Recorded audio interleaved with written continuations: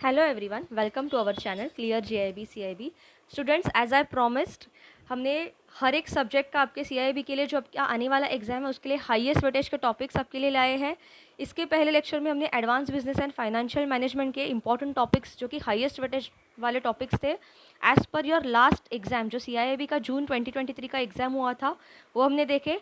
आज के लेक्चर में हम देखने वाले हैं कि बैंक फाइनेंशियल मैनेजमेंट के जो आपका एग्ज़ाम हुआ था रिसेंटली सीआईबी का जून 2023 में, उसमें कौन से चैप्टर्स सबसे हाईएस्ट वेटेज वाले थे, ताकि आने वाले एग्ज़ाम के लिए आप वो चैप्टर्स को पहले फोकस करो।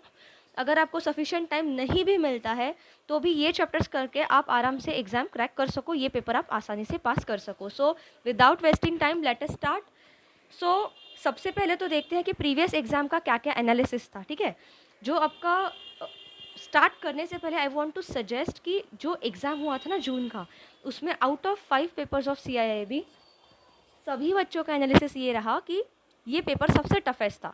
उसके कुछ इंपॉर्टेंट रीजंस थे। सबसे पहले तो इसमें आपको कुछ ऐसे सम्स आए थे जिसमें आपको कोई भी ऑप्शन नहीं था। ठीक है, सिर्फ एक ब्लैंक आपको बॉक्स दिया था, उसमें आपको आंसर टाइप करना था, चाहे वो पॉइंट में हो, डेसिमल में आंसर हो।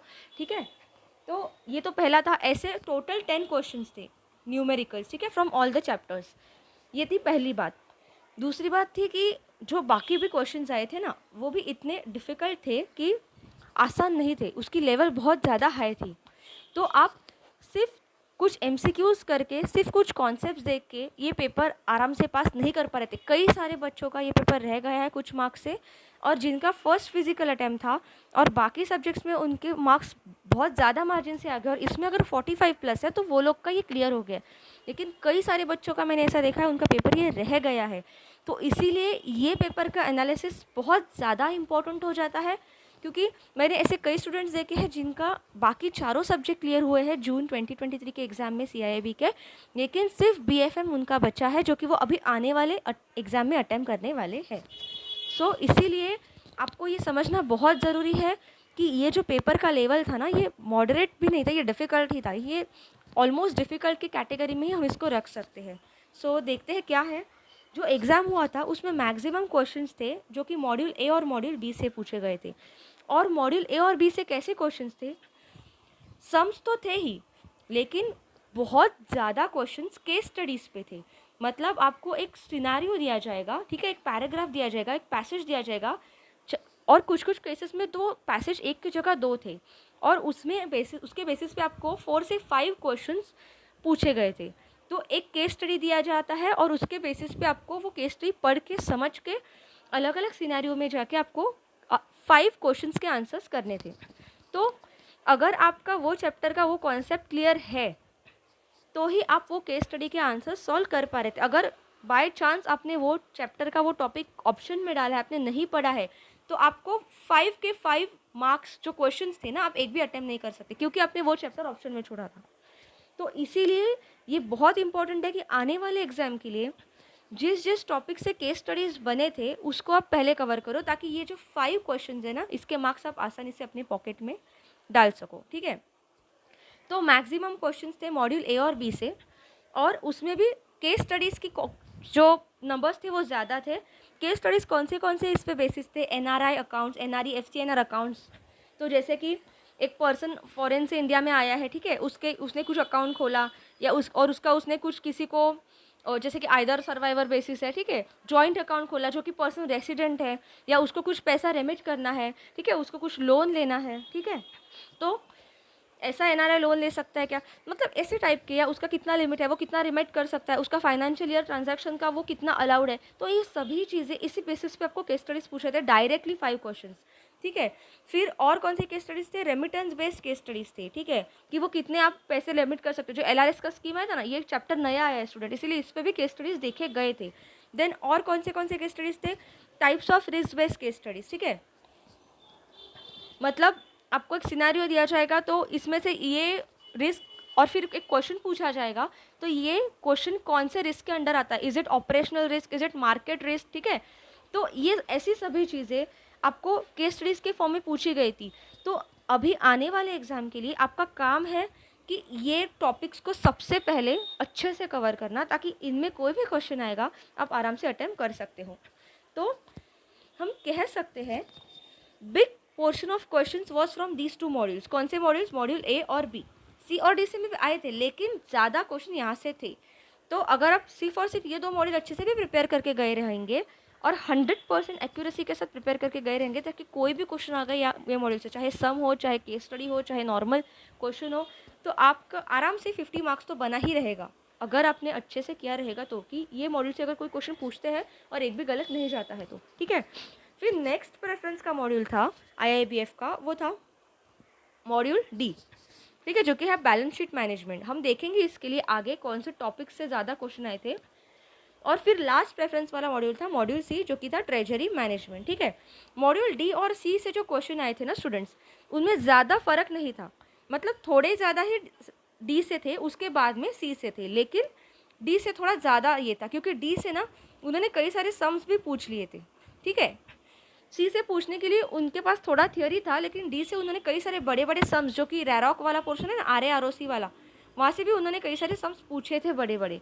तो इसीलिए अभी आने वाले एग्जाम के लिए आपकी स्ट्रैटेजी क्या होनी चाहिए ताकि आप आराम से BFM का पेपर 50+ मार्क्स से क्रैक कर सको, ठीक है। तो ये था स्टूडेंट पहले तो अपना एनालिसिस।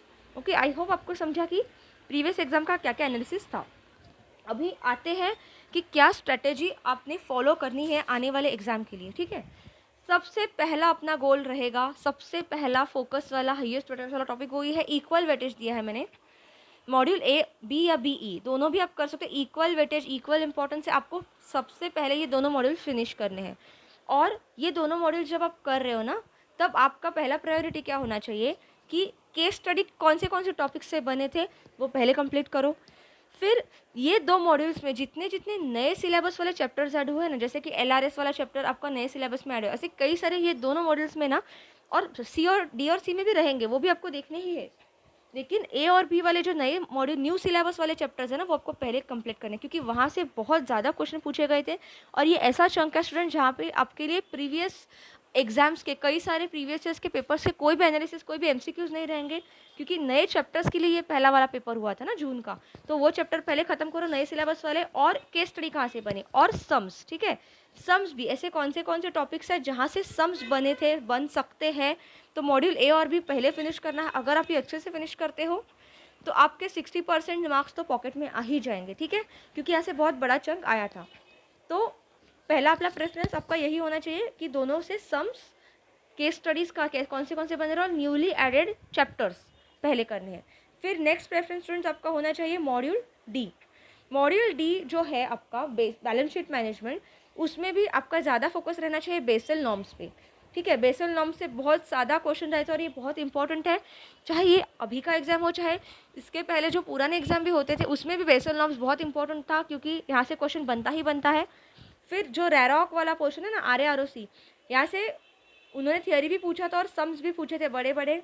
कई सारे बच्चों ने बोला था कि इतने बड़े सम्स थे कि उनमें इतना टाइम हमारा वेस्ट हो गया कि हमें बाकी के क्वेश्चन अटेम्प्ट करने का टाइम नहीं मिला, क्योंकि तो बहुत सारे बच्चों ने ये क्वेश्चन छोड़ भी दिए।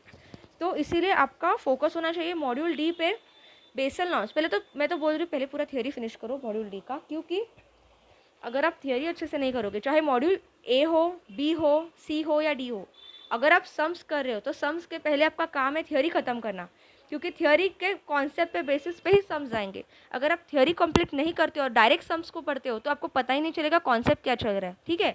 तो इट इज़ योर वर्क कि आप पहले बेसल इसमें से इंपॉर्टेंट है बेसल नॉर्म्स और रैरॉक वाला पोर्शन, लेकिन थियोरी ख़त्म करो, ठीक है। ए और बी की भी पहले थियोरी ख़त्म करो, फिर सम्स पे जाओ।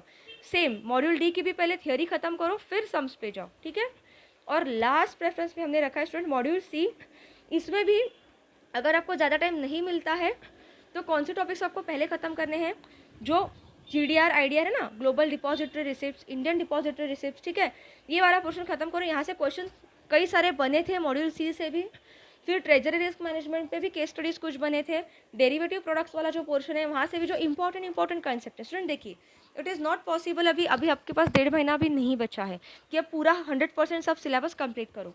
लेकिन जो क्वेश्चन पिछले सिलेबस में आए थे, पिछले पेपर में आए थे, एटलीस्ट आप उनको भी कंप्लीट करके जाओगे तो they will be the most important. आने वाले एग्जाम में अगर वहाँ से क्वेश्चन आता है, you can easily score the marks. So as per this our analysis आप देख सकते हो मॉड्यूल ए और बी आपको पहले 100% अच्छे से कवर करना है, इसमें से कुछ भी आपको छोड़ना नहीं है, ठीक है, कुछ भी आपको स्किप नहीं करना है, चाहे वो थियरी हो चाहे वो सम्स हो, लेकिन पहले थियरी कवर करो ताकि कॉन्सेप्ट क्लियर रहेगा, फिर सम्स पे जाओ तो ही वो समझेगा, ठीक है। हमने मॉड्यूल ए के कुछ चैप्टर स्टार्ट भी किए हैं, आप हमारे चैनल के प्लेलिस्ट पे जाके दे सकते हो, फ्री ऑफ कॉस्ट आपको अभी फ़िलहाल के लिए मिल रहा है वो, ठीक है। और जैसे आपका मॉड्यूल ए और बी हो जाएगा तो आप तुरंत जाओ मॉड्यूल डी और सी के पास, ठीक है। अगर ऐसा होता है कि आपको दोनों मॉड्यूल एक साथ पूरा करने का टाइम नहीं मिलता तो मॉड्यूल सी और डी में से जो भी क्वेश्चन एग्जाम में पूछे गए थे ना वो इंपॉर्टेंट टॉपिक्स भी कर लो, तो भी आप आराम से पास हो सकते हो, ठीक है। आपको ज़रूरी नहीं पूरा मॉड्यूल डी बैठ के रट्टा मारो फिर मॉड्यूल सी बैठ के, ज़रूरी नहीं। अगर टाइम नहीं मिलता है क्योंकि आप मॉड्यूल ए और भी 100% कर रहे हो परफेक्टली, तो ऑब्वियसली 50 to 60% मार्क्स तो आपके पॉकेट में आ ही गए, 60% तो आएगा ही आएगा पॉकेट में, ठीक है। लेकिन उसके लिए आपको मॉड्यूल ए और भी बहुत अच्छे से करना है, कुछ भी पोर्शन स्किप नहीं करना है, ठीक है। कुछ डाउट रहेगा तो आप कमेंट सेक्शन में पूछ सकते हो, लेकिन इतना 100% करना कि चाहे कोई भी क्वेश्चन है ए और बी से आपका निकलना चाहिए, क्लियर होना चाहिए। और उसके बाद में डी और सी से जो इंपॉर्टेंट टॉपिक्स मैंने बोले वो करो। अगर आपको ऐसा लग रहा है कि नहीं दोनों नहीं होंगे तो कोई भी एक मॉड्यूल इनमें से कर लो, शायद मैं आपको सजेस्ट करूँ डी पहले करो फिर सी पे जाओ, लेकिन अगर आपको लग रहा है नहीं सी ज़्यादा ईजी है तो सी भी पहले कर सकते हो। और अगर ज़्यादा टाइम नहीं मिलता है तो ये जो पोर्शन मैंने बताया ना जहाँ से टॉपिक्स में क्वेश्चन आए थे ये भी पहले कर दो, तो यहाँ से क्वेश्चन अगर बनते हैं तो आपको आसानी से एग्जाम क्लियर करने में हेल्प मिलेगी। तो स्टूडेंट्स आई होप आपको समझा कि हमारी हाईएस्ट वेटेज वाले टॉपिक्स क्या क्या है, आने वाले एग्जाम के लिए आप कैसे प्रायोरिटी में आपको पढ़ाई करना है। सो एक बार समरी देखते हैं आज के वीडियो के बाद। आपको अभी करना क्या है, देखो आपके पास टाइम बहुत कम बचा, 26 नवंबर के आपका एग्ज़ाम है, DFM का पेपर आपका शायद 3 दिसंबर को है, ठीक है। तो 26 से 3 के बीच वाला जो टाइम है ना वो जो ऑलमोस्ट 6-7 डेज़ का, वो तो आपको किसके लिए लगेगा, वो तो आपको लगेगा रिविजन के लिए, ठीक है। तो उसमें तो आप करोगे कुछ नहीं, जो भी आपको करना अभी आपको फटाफट ए और बी मॉड्यूल ख़त्म करने के पीछे लगना है, ठीक है। कुछ भी छोड़ना नहीं है, चाहे ए मॉड्यूल ए में जो इंटरनेशनल बैंकिंग के सम हो, फॉरेन एक्सचेंज के सम्स हो, ठीक है, LRS वाला चैप्टर हो, करस्पॉन्डेंट बैंकिंग हो, सभी इंपोर्ट एक्सपोर्ट वाला एवरीथिंग। और फिर एक चैप्टर ऐसा भी है कि टेक्नोलॉजी इन बैंकिंग रिसेंट वाला, कुछ भी नहीं छोड़ना है। और ध्यान रखना स्टूडेंट, जितने भी नए चैप्टर्स आए ना उनमें से क्वेश्चन आने के चांसेस बहुत ज़्यादा है, क्योंकि एग्जामिनर को एक तरीके का एज मिलता है यहाँ से क्वेश्चन पूछने के लिए, ठीक है, क्योंकि आपके पास ये चैप्टर्स के लिए पहले से कुछ भी क्वेश्चन सेट होता नहीं है, ठीक है। तो इसीलिए चैप्टर ए में जहाँ मॉड्यूल ए में बहुत सारे नए चैप्टर्स है, आप उनको पहले पकड़ो, पहले करो पूरा मॉड्यूल ए और भी अच्छे से फिनिश करो। बी से भी बहुत सारे रिस्क वाले क्वेश्चन आए थे, बहुत सारे, ये करो। जैसे ये हो जाएगा मॉड्यूल डी करो, फिर मॉड्यूल सी करो। और अगर आपको लगता है पूरा मॉड्यूल डी फिनिश होने में टाइम लगेगा तो मॉड्यूल डी के इंपॉर्टेंट टॉपिक जो मैंने अभी बोले जहाँ से एग्जाम में क्वेश्चन आए थे, और फिर मॉड्यूल सी के भी इंपॉर्टेंट टॉपिक जो भी बहुत इंपॉर्टेंट जहाँ से एग्जाम में डेफिनेटली क्वेश्चन पूछेगा ही पूछेगा, वो आपको स्किप नहीं करना है। अगर आप डी और सी में से इंपॉर्टेंट टॉपिक भी करके जाते हो तो भी आपको आराम से आप 60 से लेके 70% मार्क्स स्कोर कर सकते हो, ठीक है। और आपको पासिंग के लिए कितना परसेंट मार्क्स चाहिए, 50%। तो अगर आप इतना सारा पोर्शन कवर करके जाते हो तो 50% तो मार्क्स मिलेगा, लेकिन प्रोवाइडेड आप जो भी कर रहे हो ना सिलेबस, अगर आपने पहले से ही पढ़ाई चालू किया है और पूरे सभी मॉड्यूल्स अच्छे से किए तो डेफिनेटली आप 100% पेपर अच्छे से अटेम्प्ट करोगे, आई एम डेफिनेटली श्योर। लेकिन जो बच्चे अभी स्टार्ट करने वाले जिनका कुछ भी पढ़ाई नहीं हुआ है तो उनका काम है ए और बी फिनिश करो और फिर डी करो और फिर सी करो। और अगर डी और सी पूरा करने में नहीं जा मिल रहा है तो डी और सी से इंपॉर्टेंट टॉपिक्स कर लो, तो आप आराम से 50+ मार्क्स स्कोर कर सकते हो। लेकिन ए और बी परफेक्टली करना चाहिए, ठीक है। तो स्टूडेंट्स आई होप आपको आज का ये लेक्चर समझ में आया कि BFM के हाईएस्ट वेटेज वाले टॉपिक्स की आने वाले एग्जाम में आप कैसे एग्जाम क्रैक करोगे। देखिए स्टूडेंट्स, आप ये पेपर को बिल्कुल हल्के में मत लेना, it was not at all easy. कई सारे स्टूडेंट्स यहाँ पे फेल हुए हैं, कई सारे स्टूडेंट का थोड़े मार्क्स से रह गया, बहुत डिफिकल्ट था। जिन्होंने जून में एग्जाम दिया है तो अब उनसे एक बार पूछ लो आपके फ्रेंड्स की कैसा पेपर था, क्या लेवल था पेपर का। बहुत ही डिफिकल्ट किया था IIBF ने, क्योंकि बाकी सब्जेक्ट्स का उन्होंने सिलेबस चेंज किया था, यहाँ से उन्होंने सिर्फ कुछ चैप्टर्स डाले थे, ठीक है। तो और उन्होंने जो सम्स आए थे ना, और एक बात, जो 10 क्वेश्चंस न्यूमेरिकल के आए थे, अगर आपको पता है ऐसे 10 क्वेश्चंस थे न्यूमेरिकल्स जहाँ पे आपको कोई ऑप्शन नहीं था, सिर्फ एक ब्लैंक बॉक्स था, ठीक है, आपको ऑप्शन ही नहीं है। तो अगर आपके पास ऑप्शन नहीं है, आप क्वेश्चन सॉल्व करोगे और ऑप्शन में आंसर दिखेगा ना, तो आपको पता कैसे चलेगा कि जो मैंने सॉल्व किया वो करेक्ट है या नहीं।